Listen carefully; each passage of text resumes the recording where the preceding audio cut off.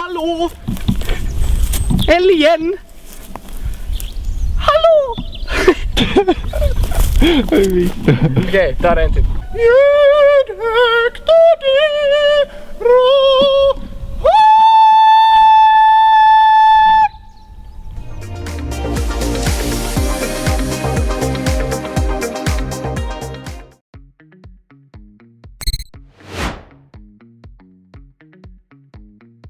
Hej wszystkim, witam Was serdecznie na moim kanale. Właśnie oglądacie kolejny film z nowej serii Moi Eurowizyjni Faworyci. Dziś kolejny raz dokonamy obrotu o 180 stopni i omówię dla Was coś zupełnie innego niż w poprzednich dwóch odcinkach. Skupimy się bowiem na moich faworytach z bieżącego roku 2025, czyli na grupie KAI reprezentującej Szwecję. Jeśli nie oglądaliście moich poprzednich filmów z tej serii, to szybko wyjaśnię Wam też, na czym ona polega. W serii Moi Eurowizyjni Faworyci pochylam się nad moimi ulubionymi eurowizyjnymi artystami od 2021 roku aż do teraz. Przybliżam ich sylwetki, opowiadam o początkach karier, drogach na Eurowizję, o późniejszych sukcesach i różnych ciekawostkach na ich temat. I dzisiaj zajmiemy się zatem w podobny sposób szwedzko-fińską grupą KAI. I jeśli myślicie, że chłopaki zajmują się wyłącznie śmieszkowaniem bez żadnego sensu, to dzisiaj wyprowadzę Was z tego błędu. Będzie to film dłuższy od pozostałych z tej serii z prostego powodu, ponieważ KAI działają aktywnie od 2009 roku, więc udokumentowanych materiałów i tematów do poruszenia jest tutaj naprawdę dużo. Ciekawych zwrotów akcji jest tyle, że szkoda byłoby pomijać różne ważne kwestie, dlatego dziś rozsiądźcie się jeszcze wygodniej niż zwykle, przygotujcie sobie miskę tacosów, a dlaczego akurat tacosów dowiecie się w trakcie, bo oglądania będzie znacznie więcej, ale zarówno ja, jak i KAI postaramy się, żebyście się nie nudzili. Oni jako bohaterowie, a ja jako narratorka. Jako że mamy do czynienia z grupą tworzącą satyryczne treści, to i ja zamierzam wyjąć ten dokument ze sztywnych ram w kilku miejscach, o czym mówię Wam już teraz, żebyście nie nastawiali się dzisiaj na 100% powagę przez całą długość filmu. Zanim zaczniemy, przypomnę Wam też o zasubskrybowaniu mojego kanału oraz zostawienia łapki w górę.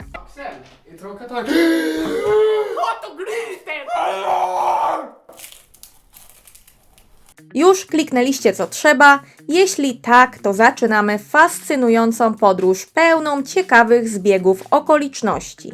Zapraszam Was na rejs statkiem Botnia Paradise, ale szczegóły tego rejsu poznacie w trakcie oglądania.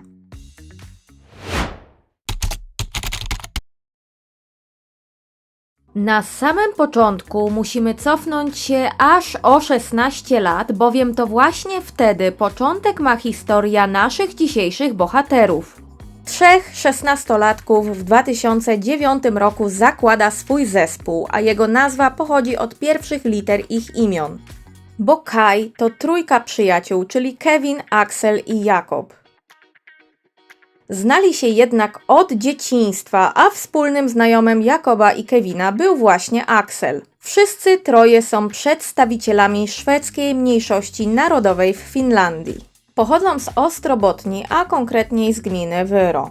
Ich tło narodowościowe i językowe jest w historii ich twórczości niezwykle ważne, dlatego trzeba te kwestie dokładnie wyjaśnić. W ich tekstach i klipach wielokrotnie spotkać można nawiązania regionalne, a wielka część ich dorobku jest zresztą zbudowana na tym, skąd pochodzą, ale ich działalnością zajmiemy się za chwilę. Kolejnym ważnym aspektem związanym z tłem narodowościowym KAI jest też dialekt, z którego często korzystają pisząc swoje utwory. Najczęściej używają dialektu z grupy dialektów ostrobotnickich języka szwedzkiego używanego w Finlandii, a dokładniej z ich dialektu regionalnego, czyli z wyrodialektu. Zdarza im się jednak zapożyczać słowa z pobliskich dialektów, jak i tworzyć w języku bliższym standardowego szwedzkiego. Od samego początku grupa miała charakter humorystyczno-muzyczny i tak pozostało do dziś. Ich działalność od momentu powstania Kai ma konkretną koncepcję. Twórczość grupy bazuje na kilku fundamentach, m.in. na satyrze, skeczach i odwołaniach regionalnych. Przez śmieszkowanie chłopaki poruszają też wiele kwestii społecznych bez presji, co będzie widać, gdy przyjrzymy się ich twórczości bliżej. Należałoby w tym miejscu także zdefiniować gatunek muzyczny, jaki wykonują Kai, ale niedopowiedzeniem byłoby zamknięcie ich w jakichkolwiek ramach. Rozstrzał gatunkowy ich muzyki jest niesamowity, gdyż wystarczy pomyśleć o dowolnym gatunku muzycznym i prawie na pewno znalazłaby się co najmniej jedna piosenka Kai, przynajmniej nawiązująca do tego gatunku. I zdecydowanie nie da się wyodrębnić jednego rodzaju muzyki, jaki wykonują. Pierwszy ich koncert odbył się w restauracji i dostali za niego kupon na pizzę. Gdyby ktoś im wtedy powiedział, że za jakieś 15 lat będą w Melfeście, to pewnie zareagowaliby mniej więcej tak.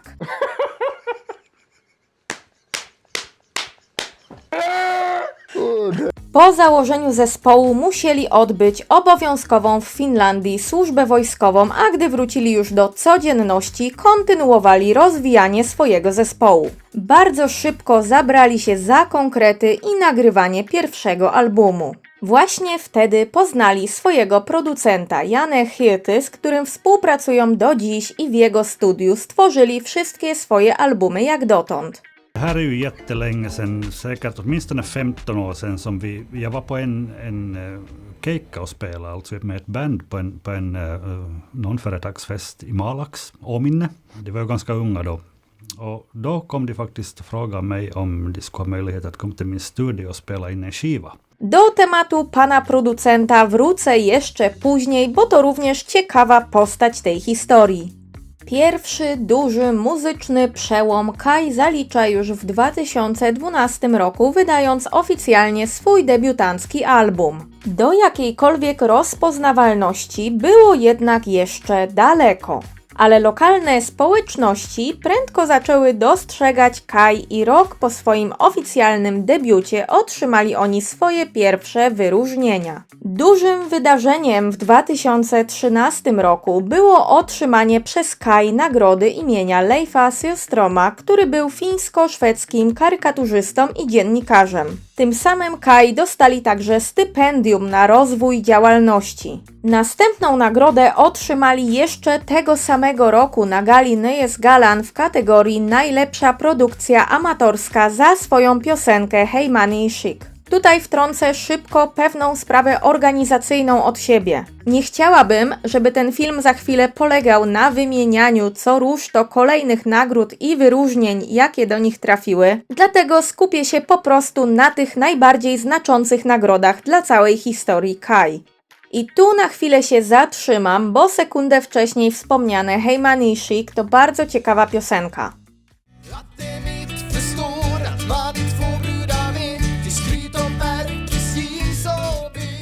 Powstała ona w odpowiedzi na zagwozdkę Kai, jak zdobyć młodszą publiczność, poruszając tematy małych społeczności spoza wielkich miast i jednocześnie śpiewając w dialekcie.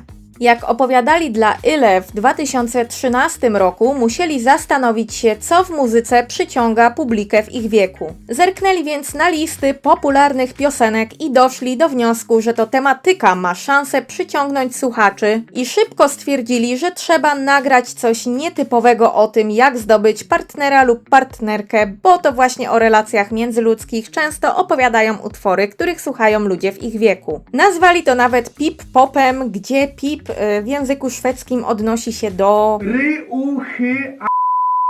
No i wymyślili, że trzeba skupić się na tym, jak widzą to wszystko mniejsze społeczności. Hey Money Chic to dokładniej dom w dobrym stanie i piosenka ta opowiada o tym, że jeśli chcesz komuś zaimponować, to najlepiej fajną chatą, bo wszystkie dobra materialne mogą stracić wartość, ale nieruchomość zawsze będzie czymś wow.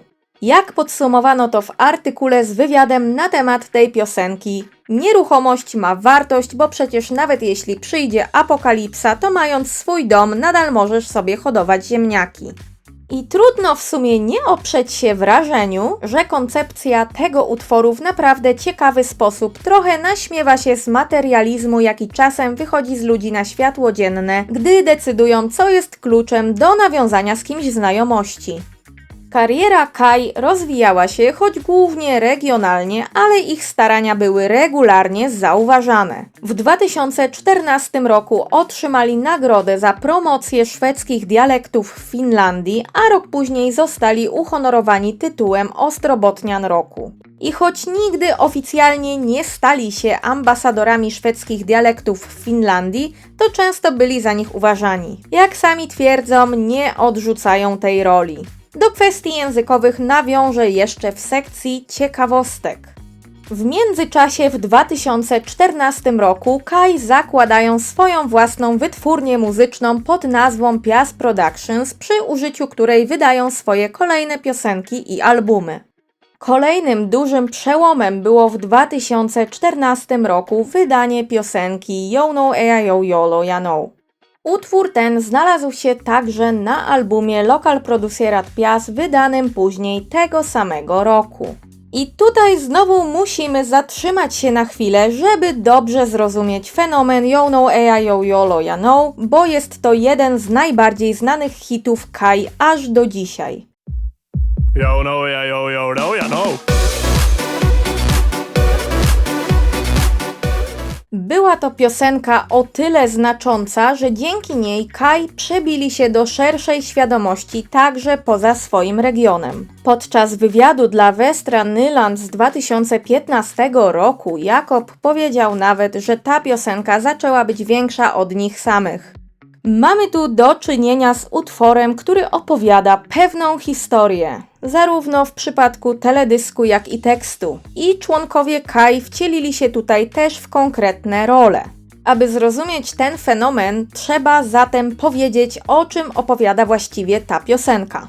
Otóż wszystko kręci się wokół historii 50-letniego chłopa, który ma kryzys wieku średniego, a jego rolę odgrywa Kevin. Postanawia on wybrać się na dyskotekę z zamiarem spożywania trunków alkoholowych i totalnego odpięcia wrotek. Na imprezie poznaje o wiele młodszą od siebie dziewczynę Daisy, której rolę odgrywa Axel w blond peruce. Próbuje jej zaimponować, ale Daisy podchodzi do niego z dystansem, więc Fabo, bo tak nazywa się postać Kevina, próbuje jej udowodnić, jaki jest YOLO. Niestety wkrótce jest trochę przypał, bo przypomina mu się, że Daisy to córka jego znajomych Toma i Gunilli i był on nawet na jej bierzmowaniu. W pewnym momencie przychodzi do niego ochrona i każe mu się zwijać, bo rzekomo jest za stary na tę imprezę i to nie miejsce dla dziadersów. W końcu więc kradnie mikrofon DJ-owi i wygłasza przemówienie, w którym wytyka wszystkim, że sam był kiedyś młodszy i robił dzikie rzeczy, ale ci młodsi też będą kiedyś w jego wieku.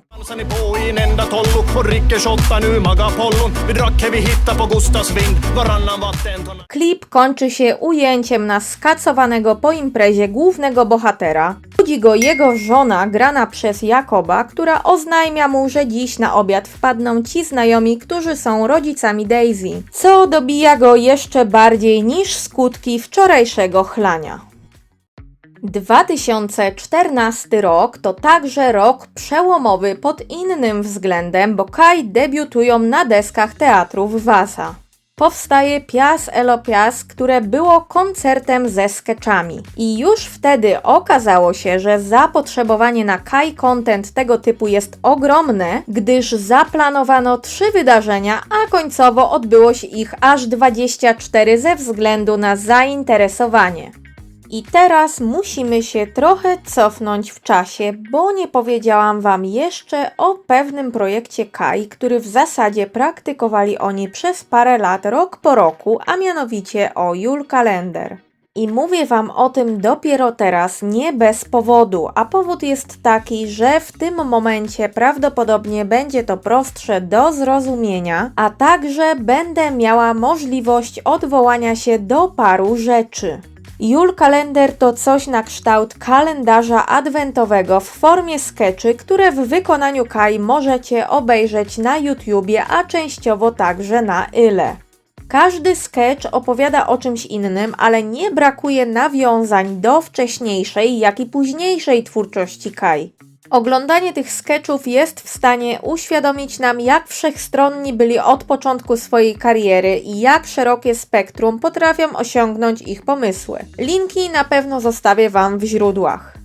Osobiście kocham wszystkie z tych sketchy, ale szczególne miejsce w moim sercu mają DJ Väinämöinen. He took my candle and ripped it in half and said, "Fuck you, Väinämöinen." That it was my destiny to take care of his reindeers when he was gone.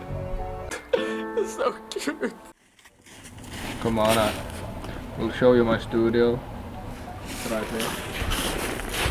Let's make some music. Welcome to Sausage Beat Productions. But the only way out of the depression was to make more music dedicated to luck. Now, everyone knows who I am. I'm DJ Väinämöinen. I odwołujące się do Yo No Eya Yolo Yano skecze o przygodach Fabo, a w jednym z nich znajdziecie na przykład trudne rozstanie bohatera ze swoimi świnkami. Ja, to Favik! Måste nog säga hej då på riktigt. Jäi bottna läng. Vyssan lull, kokar kittelen full. Vi tar en lilla selfie i lag nu så vi minns varandra. Tills jag kommer hem. Så det är... I kocham też sketch o buce. Vad mörkt det vart.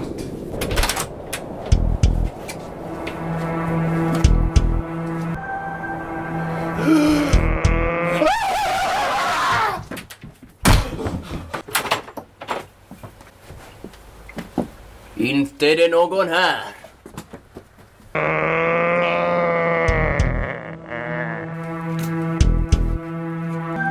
Jag räknar till 3.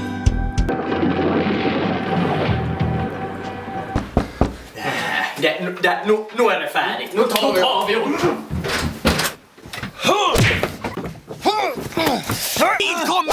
Hej pojkar!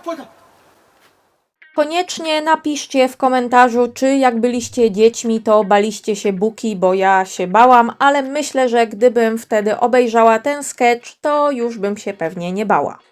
W 2015 roku świat ujrzał kolejny duży hit Kai, a dokładniej Pato Tanakako. I okazało się, że oni naprawdę są w stanie stworzyć coś w dosłownie każdym gatunku muzycznym.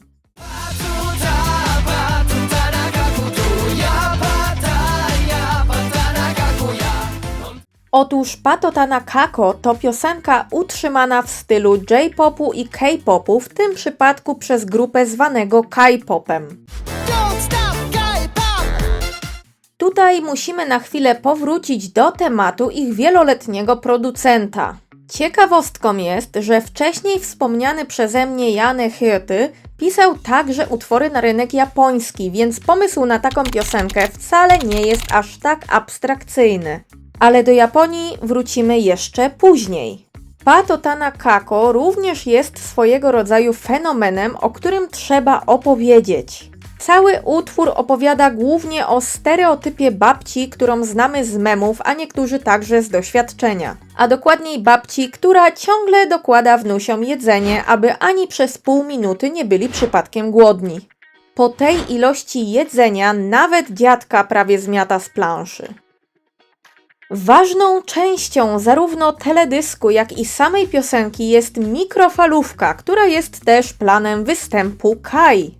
Parę lat później Janne Hyöty, zapytany w wywiadzie o najdziwniejszy dźwięk, jaki wykorzystał w robionej przez siebie piosence, wspomniał właśnie o dźwięku mikrofalówki z Pato Tanakako.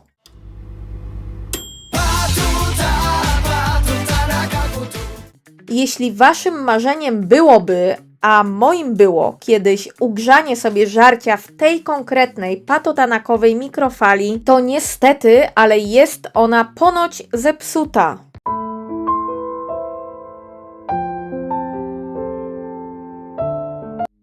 Trzeba też zaznaczyć, że Kai nie poszli na łatwiznę i plan teledysku stworzyli sami z pomocą bliskich im osób. Wszyscy odwalili mnóstwo roboty, aby stworzyć studio, w którym później nagrano klip. Utwór ten jest też bardzo ciekawy pod kątem dialektalnym i był przyczyną wielu dyskusji. Analizy językowej tekstu dokonało nawet popularno-naukowe czasopismo Sprogbook. I fun fact specjalnie dla Was. Patota na kako znaczy mniej więcej czy chcesz ciastko. A jako, że Kai dbają o każdy szczegół swojej działalności i mając tak fajny twist do wykorzystania, nawet na swojej oficjalnej stronie wykorzystali swoją piosenkę w pytaniu o pozwolenie na gromadzenie ciasteczek. A jak już jesteśmy przy ciekawostkach i przy roku 2015, to miało wtedy również miejsce pewne prorocze wydarzenie. Bowiem Kai wystąpili na lokalnym koncercie w gminie Wyro wraz z Mansem, z którym walczyli wiele lat później na Melody Festivalen. Poster promocyjny dziś wygląda jak przepowiednia sprzed 10 lat. Wówczas jednak Mons był już wielką gwiazdą, a Kai byli rozpoznawalni lokalnie, ale było im jeszcze bardzo daleko do sławy, jaką miał właśnie Mons. W tym roku zarówno Kai, jak i Monsowi przypomniano zdjęcia z tego wydarzenia. Mons totalnie o tym zapomniał, a Kai trochę się z tego pochichrali, między innymi z faktu, że ich włosy na tym koncercie nadal jeszcze nie doszły do stanu normalnego po nagrywaniu teledysku do Patota na kako, na potrzeby którego pomalowali sobie włosy na różne kolory.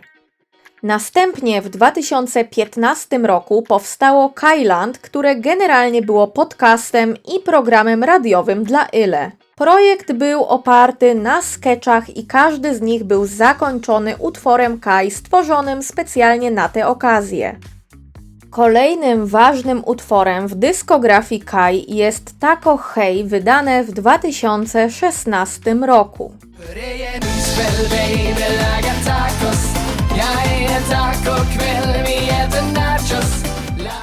To następny duży hit, który jest jednym z ich najważniejszych aż do dziś. I teledysk do Taco Hey, podobnie jak ten do Patota na kako, również został stworzony przy pomocy bliskich im osób. Utwór ten później znalazł się na wydanym w tym samym roku albumie Comty Bean. Ten krążek przynosi nam też coś absolutnie innego, gdyż znajduje się tam jedyna piosenka w historii Kai wykonana w całości po fińsku, czyli Hupari Päivä.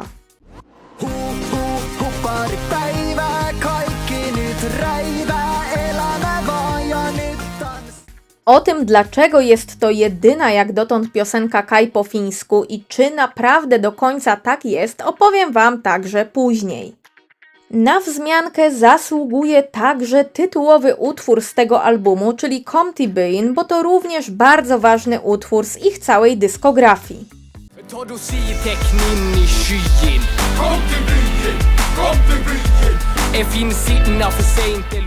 Jest to piosenka nawiązująca do korzeni Kai i skupia się ona na benefitach płynących z życia na wsi. Jest to także utwór będący okazaniem szacunku dla rodzinnych stron Kevina, Axela i Jakoba. Rok później, w 2017 roku, Kai zaliczają kolejny sukces. I jest nim występ na festiwalu Skol Music z piosenką Pavos Barbro, która jest swojego rodzaju hołdem na stulecie niepodległości Finlandii.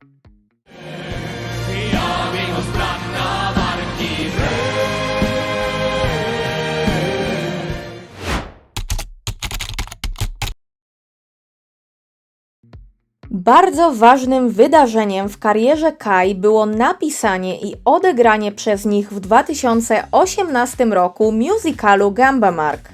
I tutaj trzeba się zatrzymać, aby opowiedzieć, co to za sztuka, o czym opowiada i jaki miała wpływ na karierę grupy.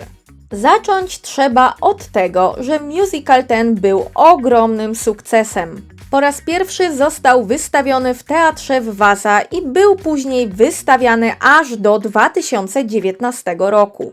Łącznie na Gambamark sprzedało się aż 23 000 biletów. a dokładniej 23 577, co czyni musical trzecim najchętniej oglądanym musicalem w historii teatrów Vasa. Fabuła jest dosyć rozbudowana i żeby zrozumieć całość, najlepiej po prostu go obejrzeć. Musical można znaleźć na YouTubie z angielskimi napisami i zostawię Wam do niego link w opisie. Ja opowiem Wam jednak Gamba Mark w dość dużym skrócie, pomijając wiele wątków pobocznych, jednak postaram się nakreślić mniej więcej fabułę.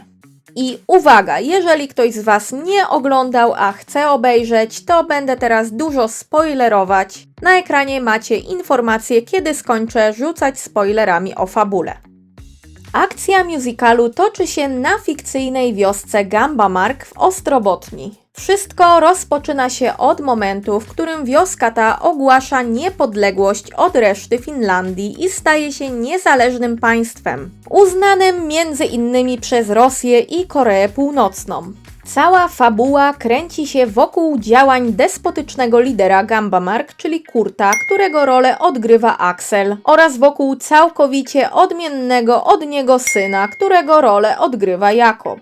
Podczas gdy Kurt jest ultrakonserwatywnym i ksenofobicznym władcą wioski, jego syn, Jozua, jest wrażliwy i otwarty na świat. Cały musical jest zaprojektowany tak, by jednocześnie ukazać widzom utopię w oczach Kurta i dystopię w oczach wszystkich pozostałych. Wioska Gamba Mark jest całkowicie odizolowana od świata i szczelnie zamknięta. Nikt z zewnątrz nie może się tam dostać, nikt nie może stamtąd wyjść, ani tym bardziej przynosić do wioski czegokolwiek ze świata zewnętrznego, gdyż jest to surowo zakazane przez lidera Gamba Mark. W pewnym momencie do wioski dociera jednak gość z zewnętrznego świata, a dokładniej Meshis Gunnar, czyli przyjacielski dziwak grany przez Kevina.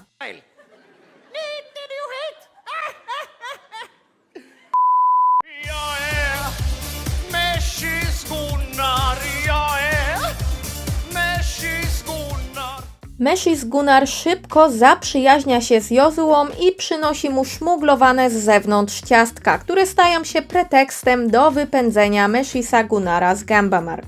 Jozua ubolewa nad tym i tęskni za przyjacielem, w związku z czym postanawia zbuntować się przeciwko swojemu despotycznemu ojcu. Barry King.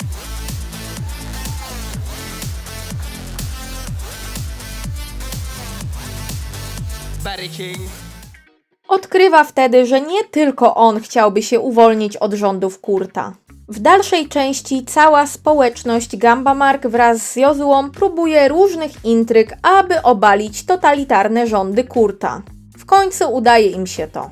W międzyczasie Kurt, odbywający karę za swoją tyranię, zaczyna rozumieć, że był złym człowiekiem i cytując go, myślał, że był całą dupą, a nie był nawet połową dziury w dupie.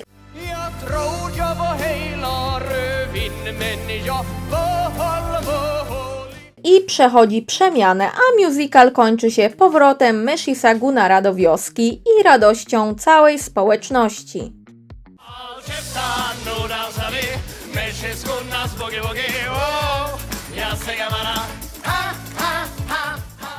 Musical od A do Z napisany został w całości przez Kai i zagrany przez nich samych w towarzystwie zaledwie 2 dodatkowych aktorów. Pomimo większej ilości postaci w scenariuszu, to właśnie te 5 osób odgrywało wszystkie role po dodatkowych charakteryzacjach. Stworzyli oni także cały album muzyczny, będący ścieżką dźwiękową do Gamba Mark. I muszę tutaj wtrącić moją osobistą refleksję. Ten musical, pomimo że od początku do końca cudownie mnie bawił, to pełni jeszcze inną ważną rolę, a mianowicie ma bystry morał i idealnie obrazuje wiele znanych nam problemów społecznych, takich jak strach przed innością, zamknięcie na nowości i bierne przyglądanie się, jak ktoś porządkuje nam życie według swoich niekoniecznie zdrowych zasad. Te wszystkie wartości i wnioski Kai zdołali przemycić, nie korzystając z żadnych pompatycznych odniesień i utrzymując uśmiech na twarzy widzów. Jak dla mnie ten musical jest absolutnie genialny.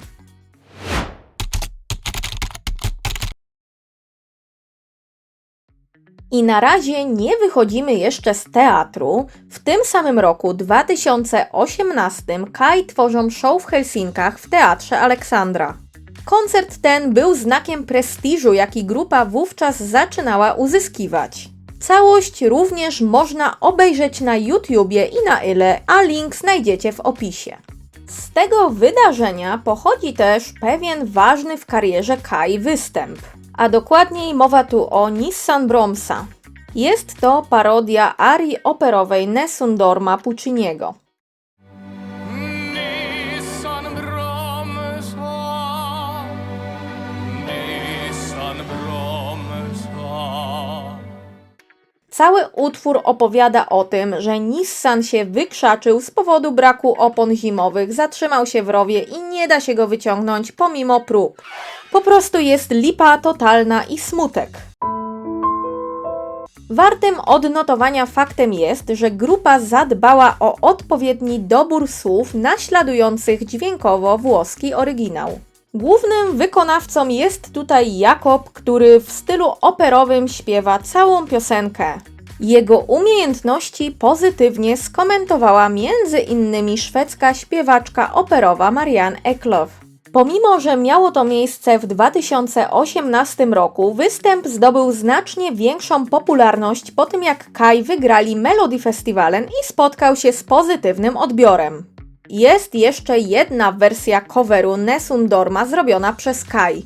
Nazywa się ona Nasan Domnar i opowiada o zupełnie innym, ważnym wydarzeniu w życiu każdego fińskiego człowieka, a mianowicie o przewożeniu taniego alkoholu z Estonii. Kolejnego roku Kai znowu wydają ważny singiel, a mianowicie Tekst TV.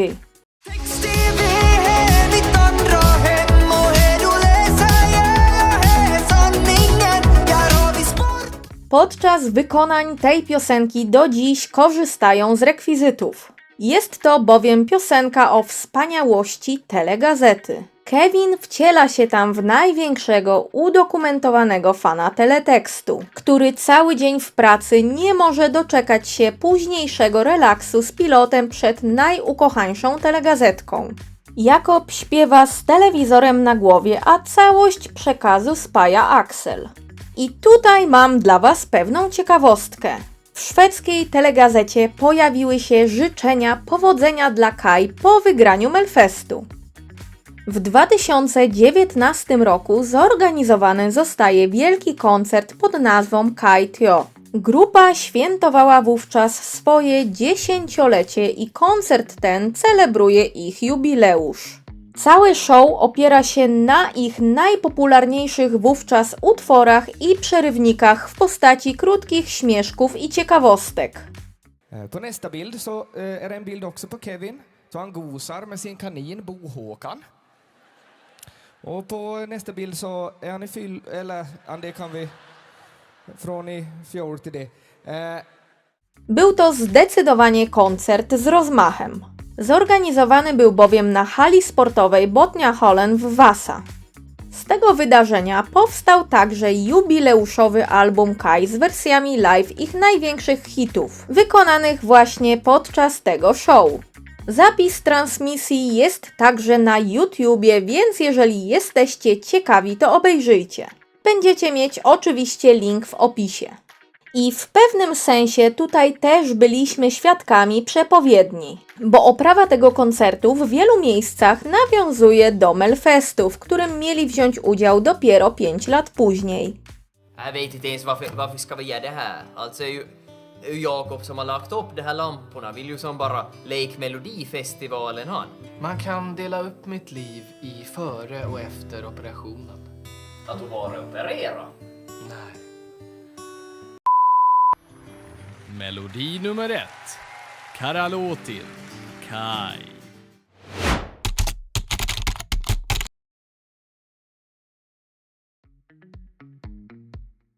W 2021 roku ukazuje się kolejny musical autorstwa Kai, tym razem o zupełnie innej tematyce. Sama historia przedstawiona w Botnia Paradise jest mniej złożona niż Gamba Mark. skupia się w dużej mierze na pokazaniu szerokiego spektrum społecznego w Ostrobotni, trochę w krzywym zwierciadle. Jest bardziej nakierowana na rozrywkę, ale absolutnie nie jest pozbawiona sensu. Obsada jest także znacznie większa. Tak jak w przypadku pierwszego musicalu, fabułę streszczę Wam w mocno okrojonej formie, a jeśli chcielibyście obejrzeć ten musical, to link znajdziecie w opisie. Na ekranie macie też info, kiedy kończę spoilery, jeżeli ktoś planuje obejrzeć. Botnia Paradise to musical o życiu i wydarzeniach na pokładzie najtańszego wycieczkowca na Morzu Bałtyckim. Każdy bohater ma poniekąd swoje mini-uniwersum, ale wszystkie z nich łączą się w pewnych punktach. Swoje role w spektaklu mają oczywiście członkowie Kai. Dan Ule, grany przez Kevina, to szukający miłości, nieśmiały i zainteresowany ornitologią singiel z Ostrobotni. Axel odgrywa rolę Bertela, przyjaciela Dana Ule, który jest od niego całkowicie inny. To pewny siebie przedsiębiorca i hazardowy abstynent, który w trakcie rejsu ponownie zaczyna jednak grać na pieniądze. Zagrzewa także swojego przyjaciela do poderwania swojej rejsowej wybranki, Evelisy.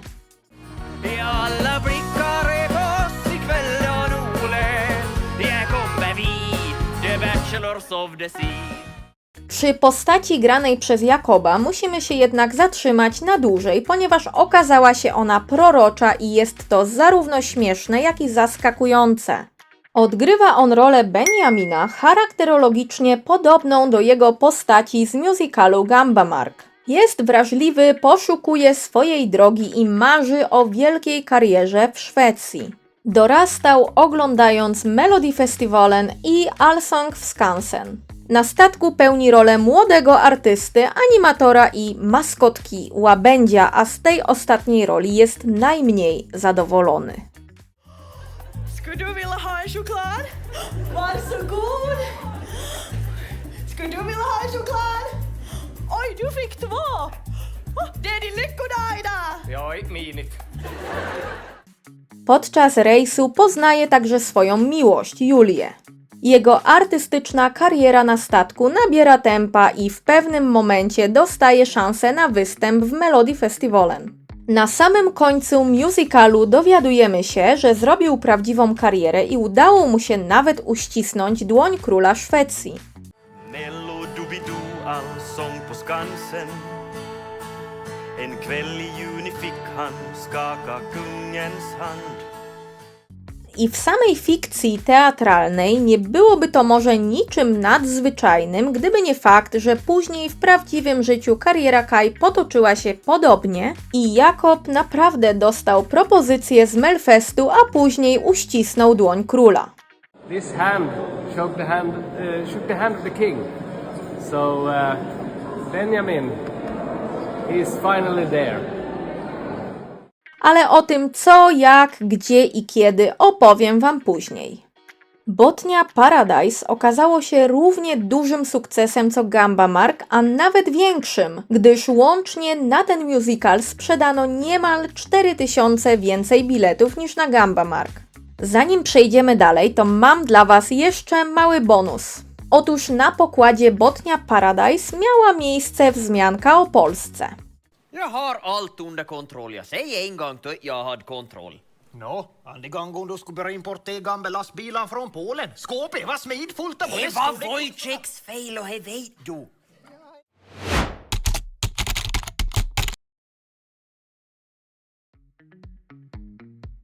I powoli dochodzimy już do momentu Eurowizji, ale przed nią wydarzyło się jeszcze coś wartego wspomnienia. Po krótkiej przerwie w 2024 roku Kai wydali bowiem album pod tytułem Karriärarbeit, który poprzedziły 2 single z tej płyty wydane w tym samym roku. Tytułowa piosenka z albumu odbiła się szerokim echem w fandomie eurowizyjnym, zwłaszcza, że występ do niej znalazł się w tym sezonie na oficjalnym kanale eurowizyjnym na YouTubie w ramach serii A Little Bit More.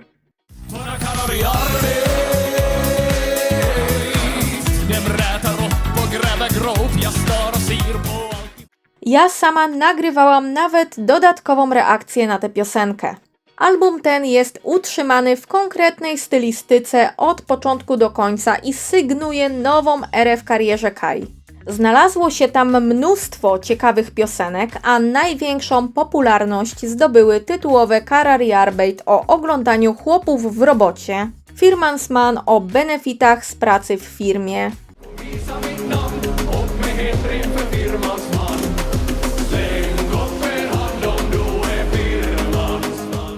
oraz Tech Support at Mamo Pub o pełnieniu funkcji supportu technicznego dla rodziców, którzy czasem średnio ogarniają internety.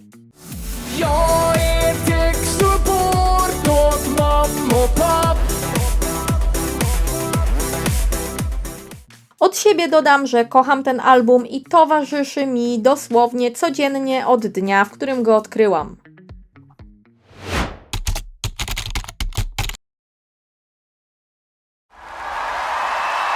Melodi nummer 12. Bara bada bastu. Kai.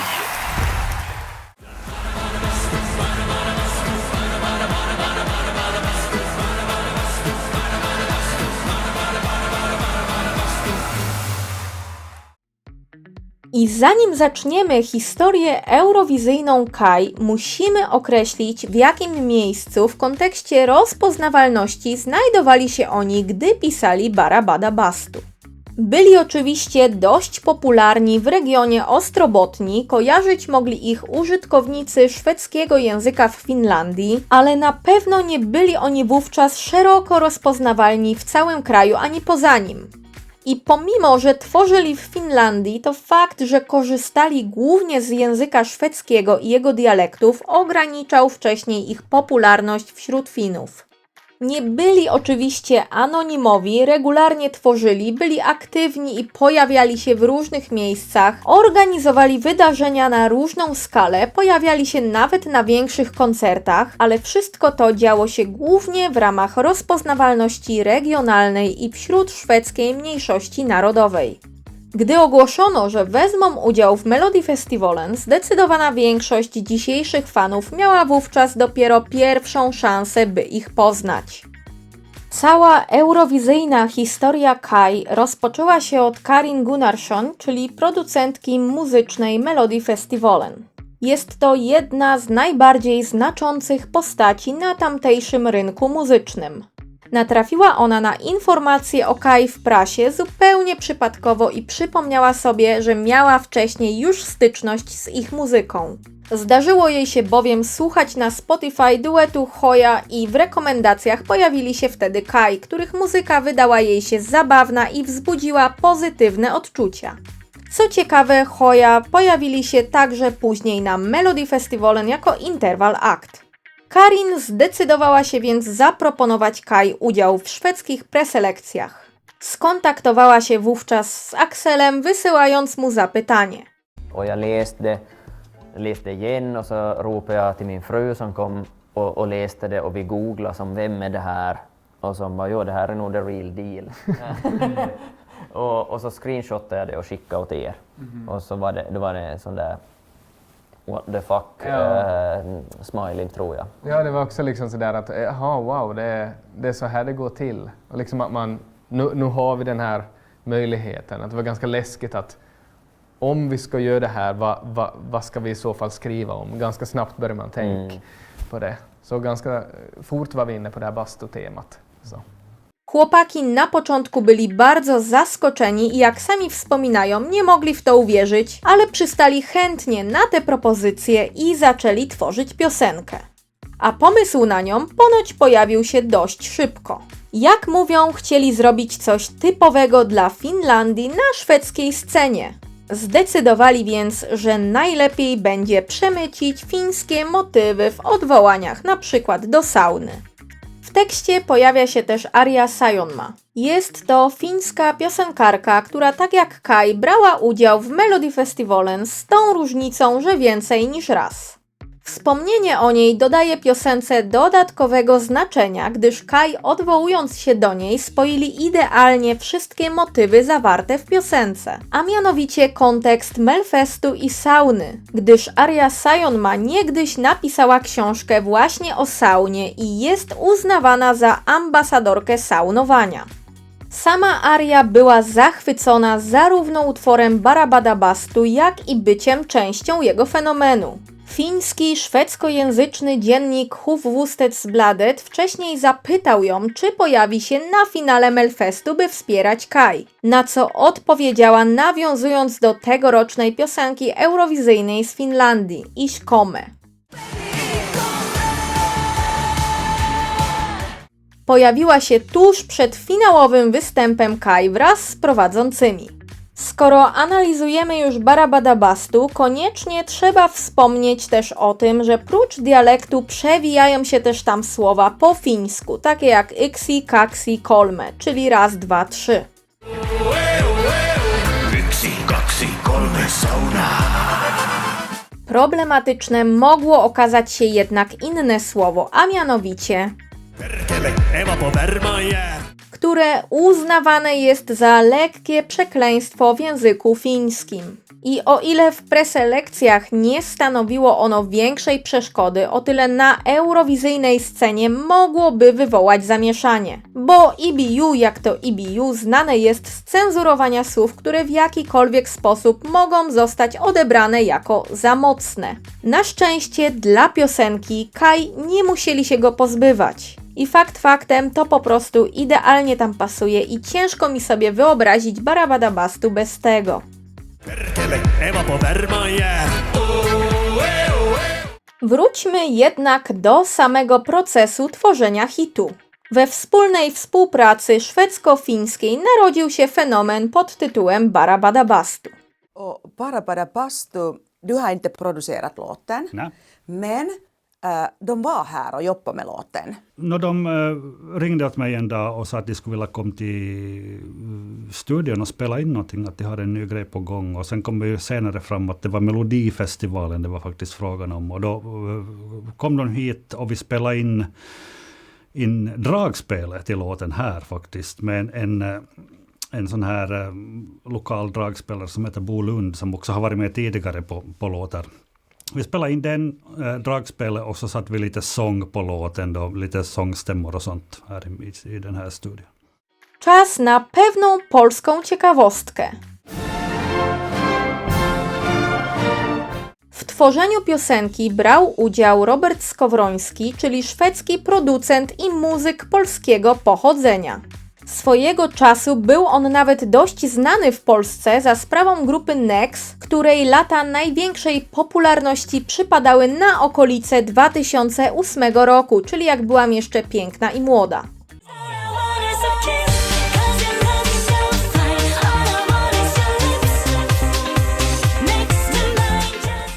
Jeśli ktoś pamięta ten hit, to dajcie znać w komentarzach.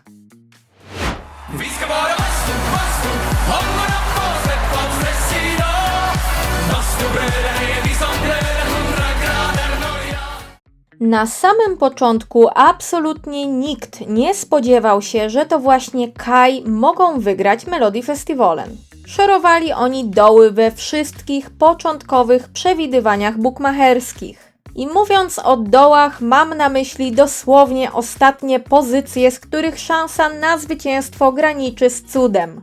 Na wstępnym etapie bukmacherzy nie dawali im żadnych szans, nawet iluzorycznych. Powoli Kai wspinali się jednak po szczeblach notowań, a ich szanse rosły. Nikt nie mógł jednak na poważnie uwierzyć, że w preselekcjach tak hermetycznych gatunkowo jak Melfest Kai naprawdę mogą zrobić coś wielkiego, a zwłaszcza przy konkurencji w postaci Monsa.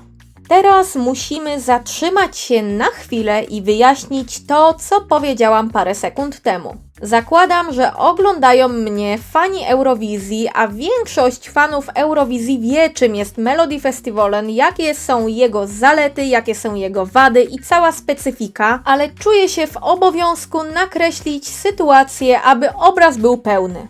Melfest to właściwie więcej niż preselekcje. W Szwecji uchodzi prawie za święto muzyki rozrywkowej, a samo wydarzenie jest szeroko komentowane w mediach i rokrocznie oglądane z ogromnym zainteresowaniem nie tylko przez Szwedów, ale też przez całą społeczność eurowizyjną. To preselekcje na wysokim poziomie realizacyjnym, często stawiane za wzór, ale też dość specyficzne i mają one zarówno rzesze zwolenników, jak i przeciwników. I wielu fanów rozczarowuje fakt, że praktycznie od dekad Szwedzi na ESC wysyłają piosenki bazujące na podobnym schemacie. Są to przeważnie bezpieczne, uniwersalne radiówki, w dodatku od wielu lat po angielsku. Wyjątków od tych reguł od dawna było jak na lekarstwo. I nie było to dla Szwecji wcale problemem, bo w taki sposób i tak osiągali na ESC świetne wyniki, a na Melodifestivalen nie ciążyła więc presja zmian. Wielu fanów po cichu marzyło jednak o plot twiście albo o wyjściu Szwecji poza strefę komfortu. Wydawało się to jednak absolutnie nierealne. A zwłaszcza, gdy w stawce preselekcyjnej był ktoś taki jak Måns Zelmerlöw. Doskonale znany zarówno w Szwecji, jak i poza nią, a w środowisku eurowizyjnym do pewnego momentu uznawany niemal za ikonę. Od początku jego zwycięstwo było określane jako niemal pewne.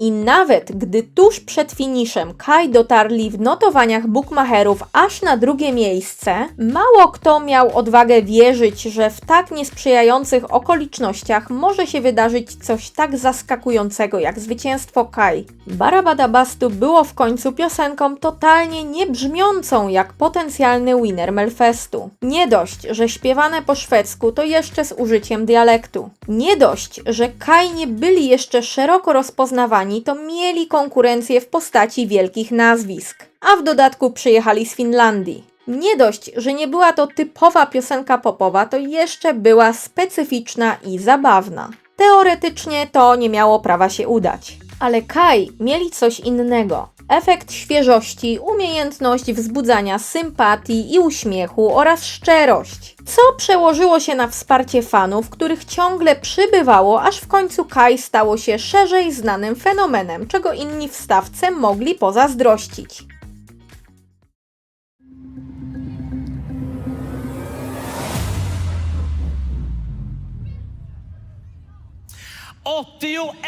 Poäng.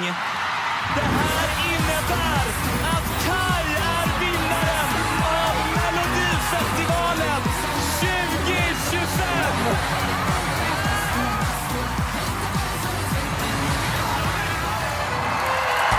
Tack ska ni ha! Klockons slår, nu är det dags. All bekymmer försvinner strax. Bästa voting för kropp och själ. 4 väggar i träpanel.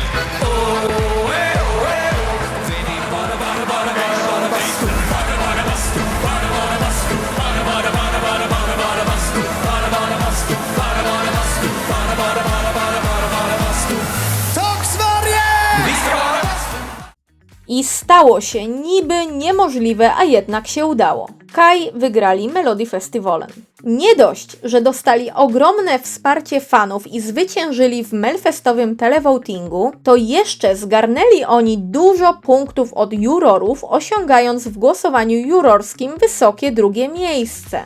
Zdobyli oni zaledwie 2 punkty mniej niż Måns. To wszystko przełożyło się na ich wyraźną wygraną całych preselekcji. Dodać trzeba tu jeszcze jedno. Nie dość, że zwyciężyli, to jeszcze zdołali pobić rekord ilości głosów Loreen w Melodifestivalen. A Loreen, czyli dwukrotnej triumfatorki całej Eurowizji, nie trzeba chyba nikomu przedstawiać. Ustanowiła ona rekord 2 lata wcześniej, zdobywając poniżej 4 milionów głosów telewidzów. A w tym roku Kai przebili 4 miliony i zbliżyli się nawet do 4,5 miliona.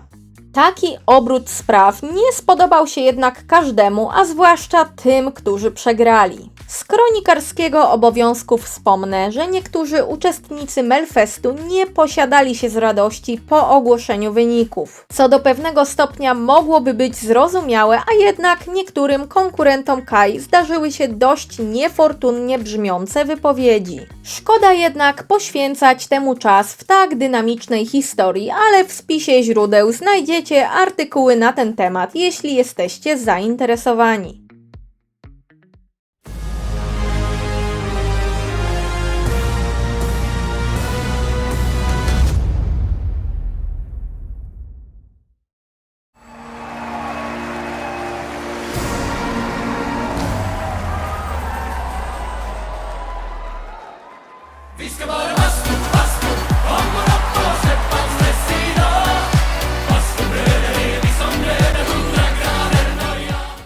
Zwycięstwo w takich okolicznościach i w takim stylu szybko przyniosło przewidywania, że w maju Szwecja wygra dzięki nim całą Eurowizję. Od momentu zwycięstwa aż do dnia finału bukmacherzy ze sporą przebitką przewidywali, że Kai zwyciężą w Bazylei.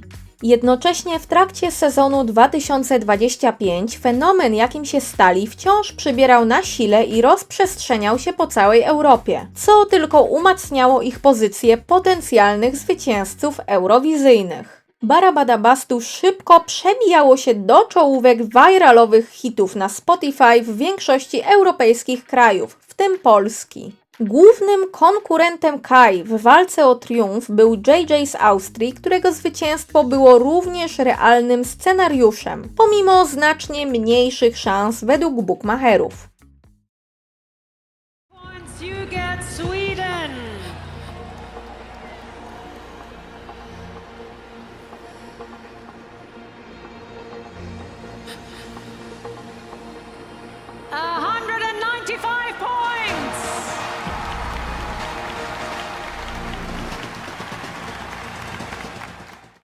Czas pokazał, że te przewidywania nie okazały się zbyt dokładne.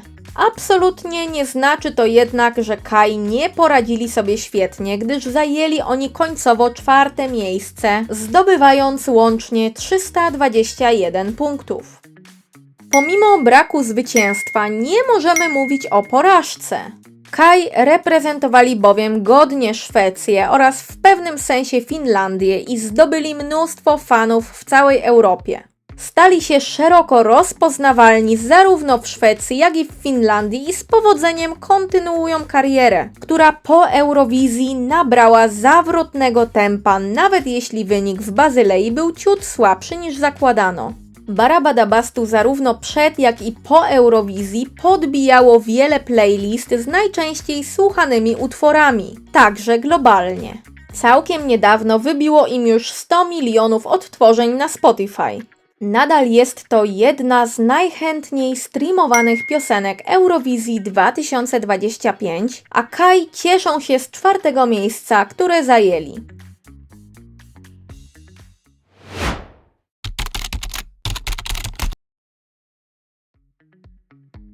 W momencie, w którym ten film powstaje, od Eurowizji, w której brali udział Kai, minęło zaledwie parę miesięcy.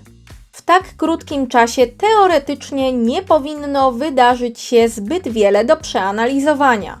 Tymczasem w karierze Kai od maja wydarzyło się już całkiem dużo.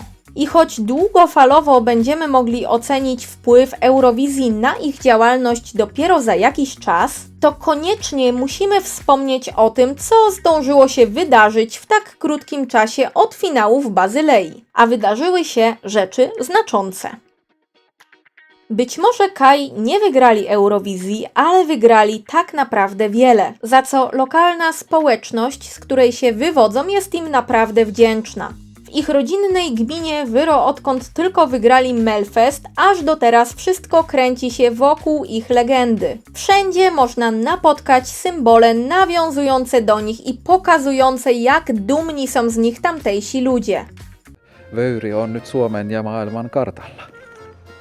Szał wokół nich w całej Finlandii, jak i w Szwecji nadal ma się dobrze, ale to właśnie w ich rodzinnych stronach dosłownie każdy oszalał na ich punkcie. Co więcej, fani Kai zjeżdżają się nawet z dalekich stron, aby zobaczyć miejsca, w których grupa stawiała pierwsze kroki. Przez jakiś czas w kajowej gminie w Ostrobotni odbywały się nawet zorganizowane wycieczki z przewodnikiem dla ich fanów, podczas których można było na własne oczy zobaczyć ważne miejsca wspominane w ich piosenkach i związane z zespołem. Kto wie, może gdy wrócę do Finlandii, to i ja wybiorę się w te okolice, bo bardzo mnie to kusi. 6 czerwca Kai zostali także zaproszeni na oficjalne obchody szwedzkiego święta narodowego w Skansen, gdzie wystąpili przed rodziną królewską.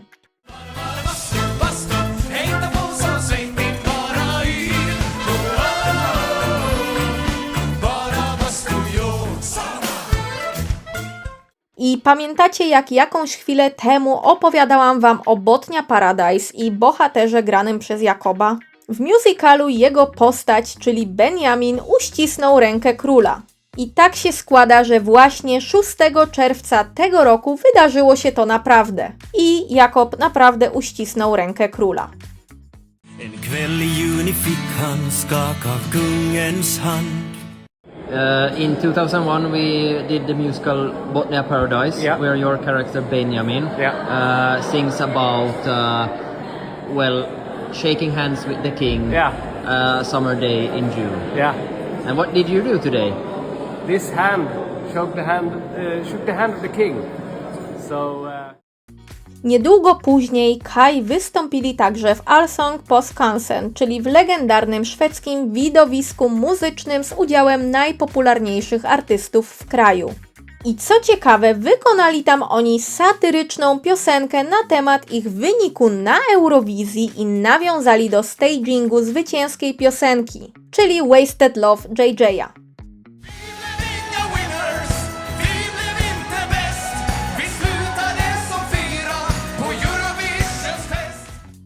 Tuż po Eurowizji ruszyła także ich letnia trasa koncertowa Sauna Tour.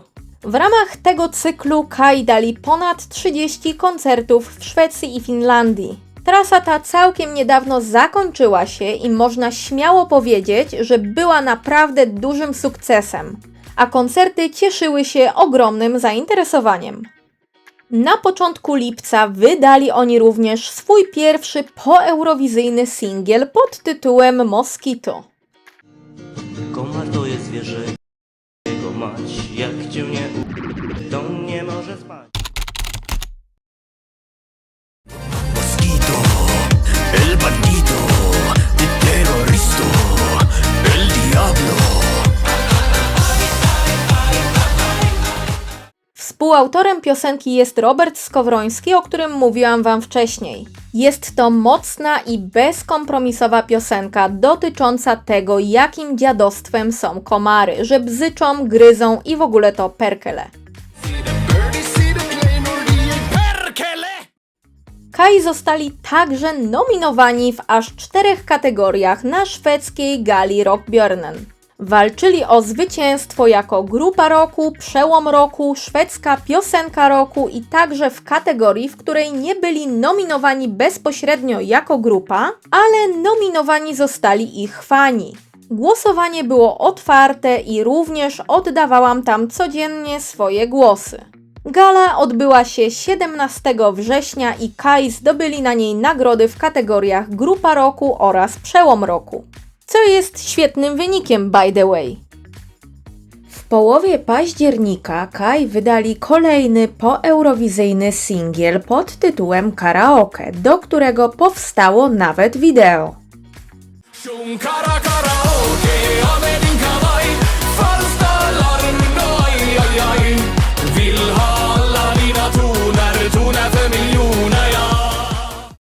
Zaledwie kilka dni później zagrali w dodatku największy w swojej karierze koncert na arenie Jahalli. Just to be perfectly clear, we're obviously not gonna be figure skating. We just thought On Ice was a funny name. What? Why did no one tell me about this? Why am I practicing if it's not on ice?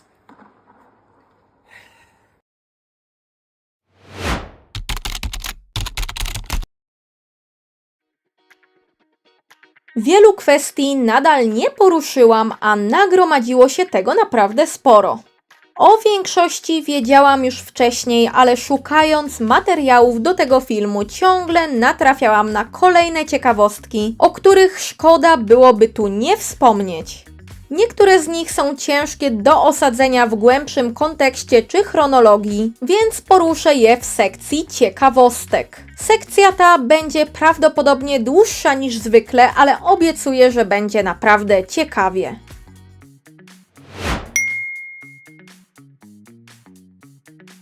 Na pewnym etapie Barabadabastu było często porównywane do polskiego eurowizyjnego entry z 2023 roku, czyli do piosenki Blanki pod tytułem Solo!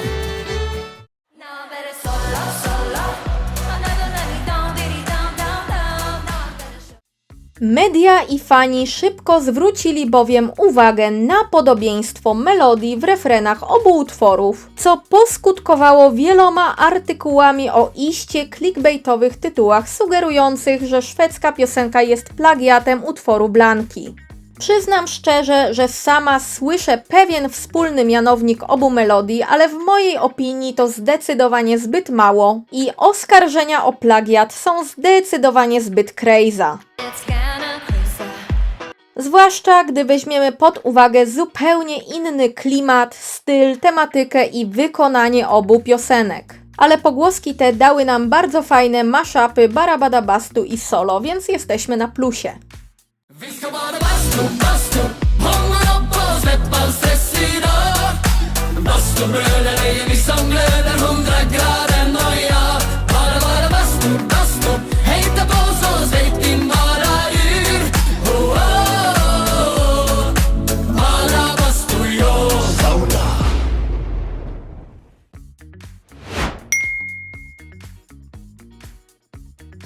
Jeśli oglądaliście cokolwiek z kajowego kontentu, to istnieje spora szansa, że widzieliście między innymi spotkanie Kai z bohaterem poprzedniego filmu z mojego cyklu, czyli z Karią.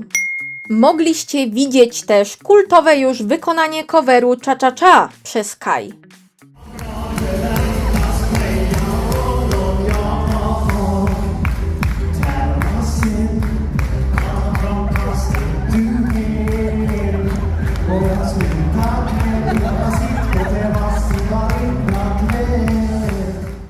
Ale to zdecydowanie nie koniec powiązań Kai i Karii, gdyż okazuje się, że ich drogi krzyżowały się już wcześniej i to nie w przestrzeni medialnej, ale sąsiedzkiej. Karia przez jakiś czas był bowiem sąsiadem Axela i podzielił się historią o tym, jak członek Kai pomagał mu wnosić kanapę.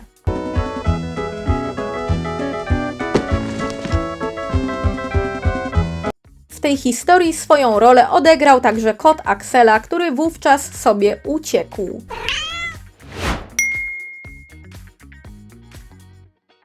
Przed chwilą wspominałam o kocie Axela i jako szybką ciekawostkę dorzucę Wam, że Jakob i Kevin również mają zwierzątka. A że kocham zwierzątka, to czuję obowiązek o tym wspomnieć. Pozostała dwójka ma jednak pieski. A jeśli jesteśmy jeszcze przy temacie zwierzątek, to polecam Wam zerknąć na piosenkę Frasin, która opowiada o ucieczce kota i ma naprawdę ciekawy tekst. Frasin, varje dag. Hemma jag bara boldan i ask och kap.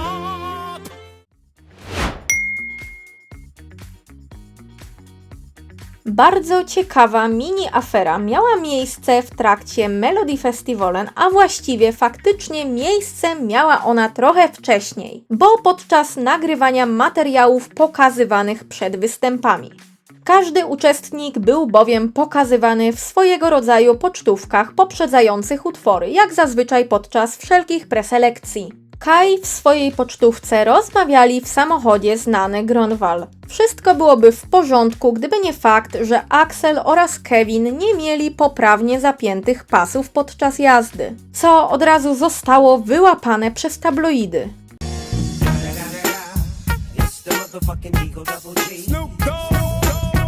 Od razu pojawiły się bowiem artykuły już samymi tytułami niepokojące fanów, że Kai złamali przepisy drogowe. Co bądź było prawdą, ale na szczęście nikomu nic się nie stało.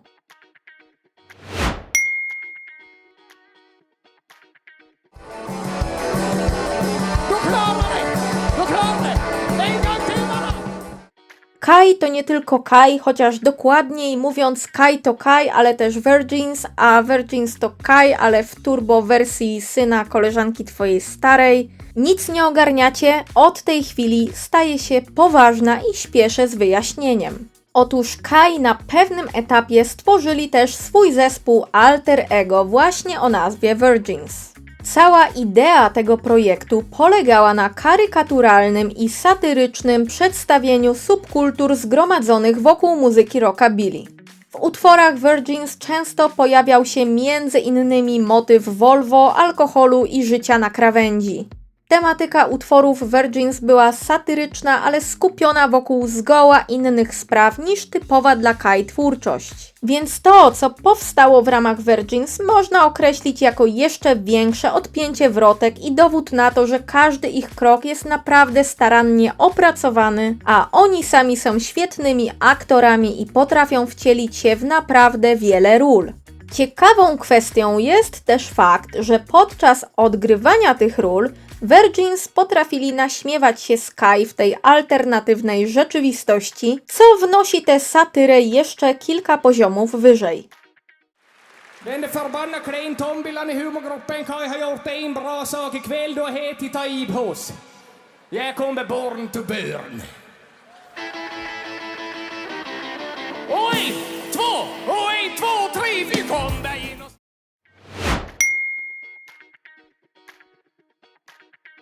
O tym, że Kai lubią wcielać się w różne role i tworzyć postacie z różnymi motywami, to już pewnie wiecie.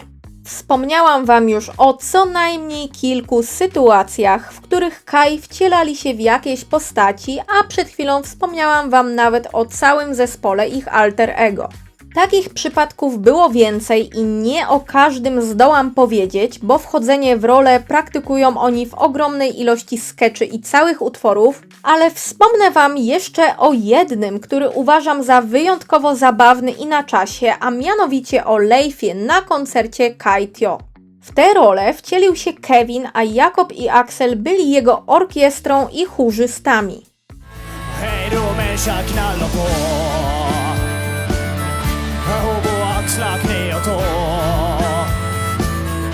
För vi skrattar och vi gråter. Kevin jako Leif odegrał rolę zaproszonego na koncert znanego mówcy motywacyjnego, którego mądrościami było na przykład, że jeśli jesteś głodny, to musisz zjeść, a jeśli chce ci się pić, to musisz się napić, ściany są po to, żeby trzymać dom, a 2 razy 2 to 4.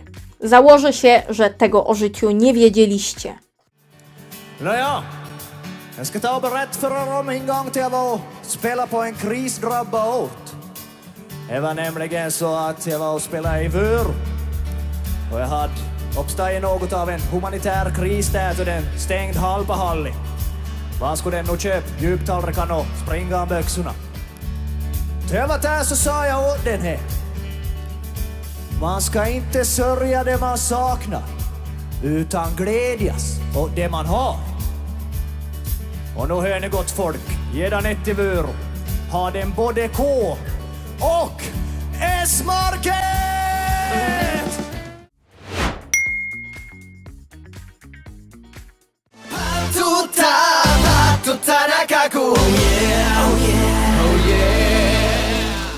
Przy okazji omawiania tej piosenki wspominałam, że utwór ten nawiązywał stylistyką do japońskiego i koreańskiego popu, a także o tym, że wieloletni producent muzyki Kai ma sporo wspólnego z japońskim rynkiem muzycznym. Ale to nie koniec tematu Japonii w tym filmie, bo Kai zagrali nawet koncert w Tokio. Hello Japan! Nihon no minasama, konnichiwa, Kai desu. Hello, we are the comedy group Kai from Finland. Nawet teraz, po Eurowizji i zdobyciu szerokiej rozpoznawalności w Europie, byłoby to dość ciekawą sprawą, ale wyjaśnijmy sobie pewną rzecz. Mówimy tu o koncercie, który odbył się w 2019 roku. Jag vet inte om ni hört det, men vi hade faktiskt en spelning i Japan för några veckor sedan. Vi var till Tokyo och spelade och vi hade ganska höga förväntningar om man säger så. Det finns ju så sjukt mycket folk i Japan så vi tänkte att det här blir säkert åtminstone det här, tänkte vi. Vi har en bild från spelningen. Det ser ju lite ut som att det skulle vara 2011 och vi spelar på Ulla-Britts 50-årskalas i Koske samlingshus. Możecie się teraz zastanawiać, dlaczego to się w ogóle wydarzyło, więc już spieszę z wyjaśnieniem, bo nie miało to zbyt wiele wspólnego nawet z Pato Tanakako. Kai, zanim zdobyli swoją szeroką rozpoznawalność poeurowizyjną, zagrali bowiem koncert w Fińskim Instytucie w Japonii w ramach Tygodnia Kultury Szwedzkiej Finów.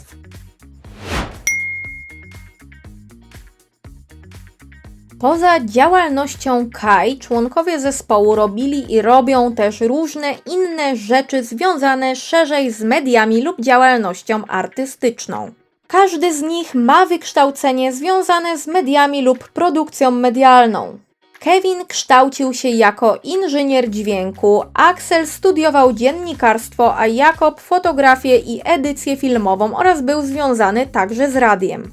Oprócz poświęcania się muzyce, tak jak wcześniej wspomniałam, Kai pojawiali się także w teatrze jako aktorzy i autorzy musicali, tworzyli skecze, Axel pisze na przykład powieści, a nawet książki dla dzieci, zajmował się dziennikarstwem, gra na instrumentach, a oprócz tego ostatnio miał szansę sprawdzić się także jako scenarzysta serialu Holm, który emitowany był w Yle.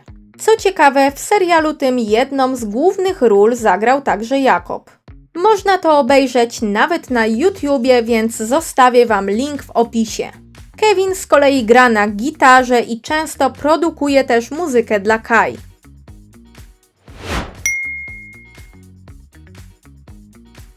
Musimy jeszcze powrócić do kwestii dialektu, który często słyszymy w tekstach Kai i umiejscowić te kwestie w całej koncepcji językowej w ich przypadku. Jak pewnie wiecie, w Finlandii żyje szwedzka mniejszość narodowa i język szwedzki jest drugim językiem urzędowym w Finlandii. W twórczości Kai dialekt jest filarem naturalności ich wizerunku i tego, co tworzą, ale w swoich utworach używają też bardziej ustandaryzowanego języka szwedzkiego, a także zdarzają im się zapożyczenia z innych szwedzkich dialektów Finlandii. Natomiast ich celem nie jest to, aby napakować do twórczości jak najwięcej dialektalnych fraz, ale aby w ciekawy sposób grać słowami.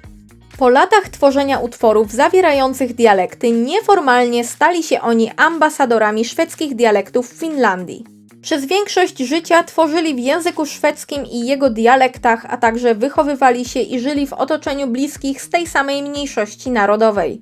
Ich udział w Melodifestivalen, a później w Eurowizji otworzył dla nich szeroko furtkę także do mediów fińskojęzycznych, co było dla nich pewnego rodzaju wyzwaniem.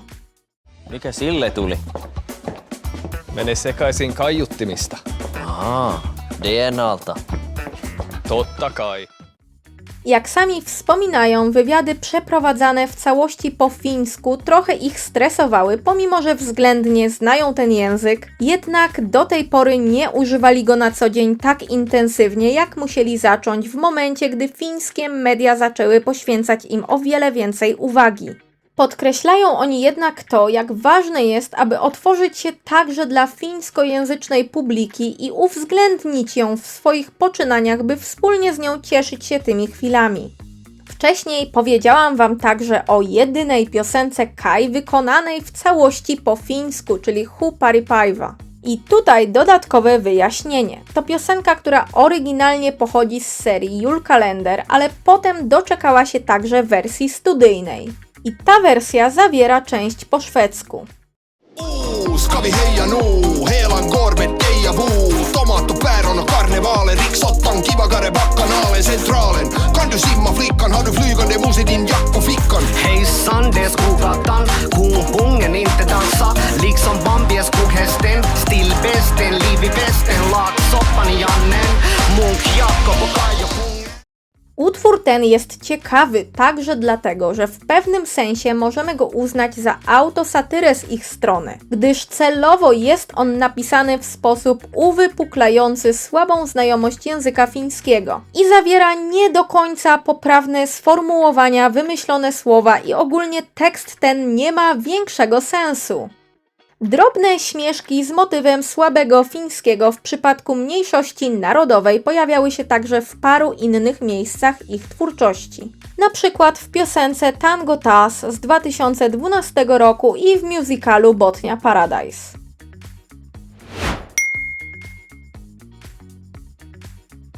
Chcielibyście choć na chwilę być jak Kai? Wielu o tym marzy, a tymczasem naprawdę da się to w pewnym sensie zrobić. Użytkownik o pseudo LazyCat stworzył grę o Kai, w której możecie dosłownie porobić coś kajowego i wcielić się w rolę całej trójki po kolei. Gra jest bardzo prosta, nie wymaga instalacji, a grać można w nią zarówno w przeglądarce desktopowej, jak i mobilnie. Nie zapewni może wielogodzinnej rozgrywki, ale daje powody do uśmiechu.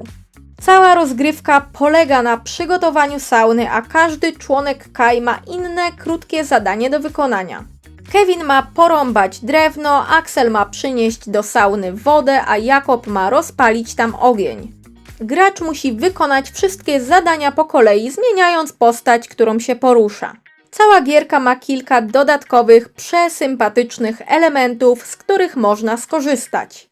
Jest m.in. kasyno Bertela z Botnia Paradise. Chodząc po lasku można także napotkać Meshisa Gunnara i można także zostać zamkniętym w Gambamark, z którego Kurt wypuści waszą postać dopiero gdy zbierzecie 10 jagód.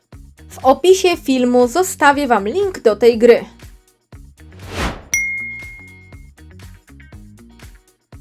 Idealna grupa to zawsze grupa, w której każdy ma swoją rolę i jej członkowie dopełniają się w tym, co robią. W przypadku Kai nie jest inaczej, bo cała trójka różni się od siebie, ale nawzajem cudownie się uzupełniają. Jeśli chodzi o ich twórczość, to również tam każdy przejmuje trochę inne zadania. W dokumencie MTV Utiset ich wieloletni producent opisał, jak Kai dzielą się zadaniami i jak odbiera się ich, patrząc na nich z boku. Jakob jest pomysłodawcą, wymyśla koncepcję, czego powinni spróbować i co zrobić. Kevin jest bardzo cichy i spokojny, ale bardzo dobrze czuje muzykę. Axel z kolei zajmuje się wszelkimi sprawami organizacyjnymi. Te opisy pokrywają się także z tym, jak chłopaki widzą siebie nawzajem. We wcześniej cytowanym tu wywiadzie dla Westra Nyland z 2014 roku opisali wzajemnie swoje wady i zalety. Według Kevina Axel świetnie odnajduje się w organizacji i logistyce. Axel zauważa z kolei, że Jakob jest bardzo pomysłowy, świetnie tworzy teksty i rymy. A Jakob z kolei mówi, że Kevin jest bardzo wszechstronny.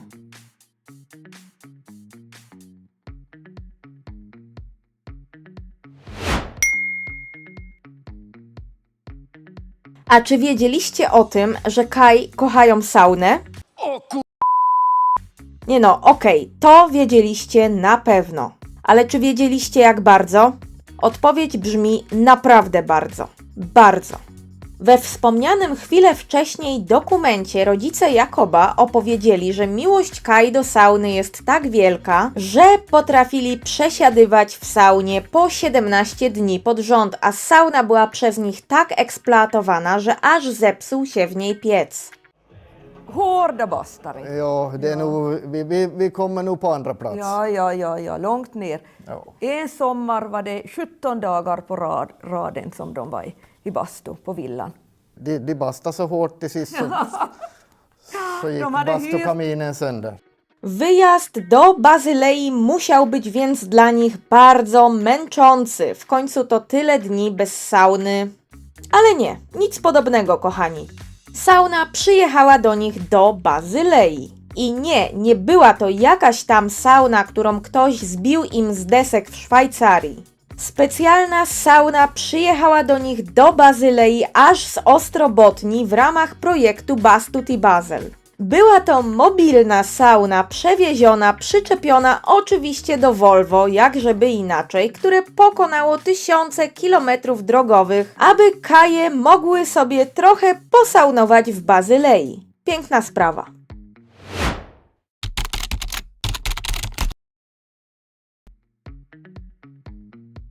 Przede wszystkim uważam, że Kai jest fenomenem jedynym w swoim rodzaju, który osobiście bardzo mnie oczarował. W czasach, w których żeby coś było w ogóle śmieszne, to musi być też kontrowersyjne i szokujące, ciężko jest znaleźć coś, co jest naturalne, szczere, ale właśnie zabawne.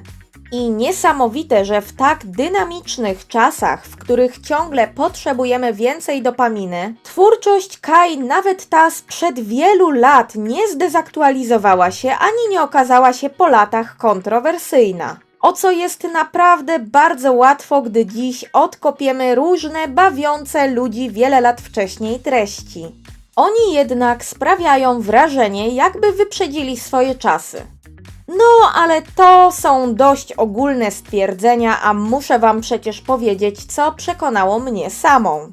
Na co dzień jestem dość wesoła, żartuję sobie ze wszystkiego wokół, gdy tylko mogę i bardzo wiele trudnych doświadczeń lubię obracać w żart, by przez nie przejść. I odnoszę wrażenie, że twórczość Kai w jakiś szalony sposób jest dla mnie odbiciem mojego podejścia. W wielu przypadkach to, co tworzą, ma o wiele głębszy sens niż to, co widzimy na pierwszy rzut oka, co jest moim zdaniem genialnym zwróceniem uwagi także na to, z czym zmagamy się codziennie jako ludzie. A jednocześnie forma, w jakiej to robią Kai, sprzyja spojrzeniu na wszystko z sympatią. Kariery nie załatwił im też stryjeczny wuj szwagra byłego męża kota Axela. Stryjeczny wuj szwagra, mego drugiego męża. Ani koleżanka, siostry, wnuczki, kuzynki psa Jakoba, tylko całe swoje uniwersum zbudowali sami i to w dodatku w dużej mierze także na bazie żartowania z siebie samych. I z tematów niekoniecznie bardzo popularnych medialnie, takich jak choćby ciekawe aspekty życia w małej wiejskiej społeczności. Twórczość Kai poznałam w tym roku, który był dla mnie ciężki i z ręką na sercu muszę przyznać, że naprawdę pomogło mi to przejść przez różne sprawy, które normalnie prawdopodobnie przybiłyby mnie naprawdę mocno. Tymczasem regularnie dawali mi oni mnóstwo powodów do uśmiechu, który nie dość, że nie kończył się wraz z jakąś piosenką czy sketchem, to jeszcze dawał mi mnóstwo energii do tego, by z pozytywnym nastawieniem iść dalej. Dzięki temu wielokrotnie poczułam w tym roku, że Kai to coś, czego szukałam od dawna i zostaną ze mną na bardzo długo i zawsze chętnie będę wracać do tego, co robią, bo z uśmiechem jest po prostu łatwiej.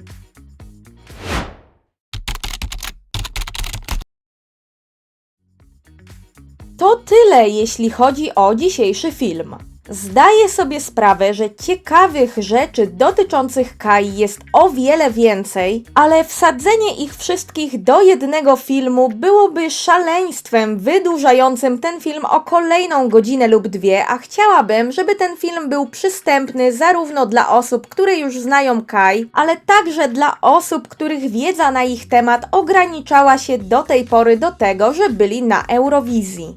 Żałuję, bo musiałam uciąć kilka pomniejszych kwestii, ale wybrałam te najważniejsze, najciekawsze, najzabawniejsze lub takie, które po prostu sama uznałam, że były ważne w kontekście tego filmu, a także po prostu wszystko to, co było najbliżej mojego serca. Serdecznie dziękuję Wam za uwagę, zwłaszcza jeśli dotrwaliście do samego końca. Tak jak przy poprzednim faworycie, w opisie znajdziecie też stworzoną specjalnie dla Was playlistę z moimi ulubionymi piosenkami Kai. Mam nadzieję, że film się Wam podobał. Jeśli tak, to koniecznie zostawcie łapki w górę i subskrypcję.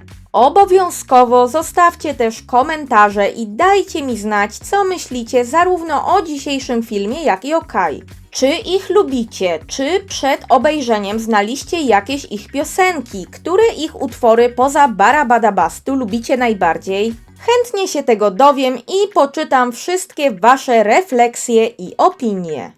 Zanim się z wami pożegnam, wtrącę jeszcze krótkie ogłoszenie dotyczące serii Moi Eurowizyjni Faworyci. Na pewno będę chciała ją jeszcze kontynuować, ale nie wiem, czy bezpośrednio teraz, czy wznowię ją po prostu za jakiś czas.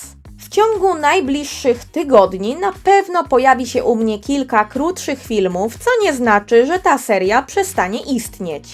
A tymczasem dziękuję wam raz jeszcze i do zobaczenia, kochani!